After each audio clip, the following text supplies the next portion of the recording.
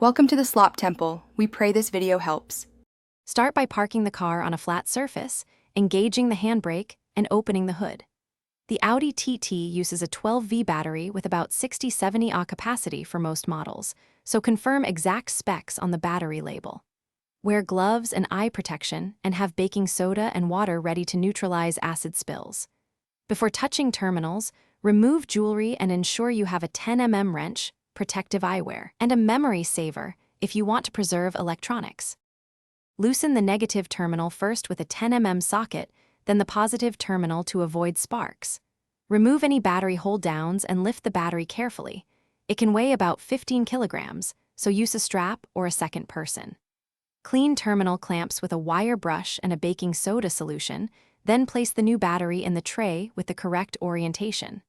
Install and tighten the hold-downs to factory torque.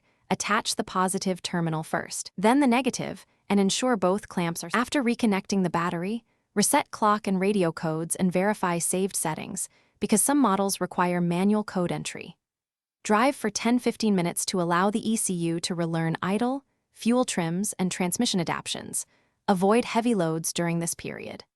Finally, scan the car with an OBD-ROMAN2 reader and clear any battery-related error codes if present, and check that warning lights are off. Dispose of the old battery at a recycling center or retailer that accepts lead-acid batteries. Thanks for watching. Consider subscribing if we helped you.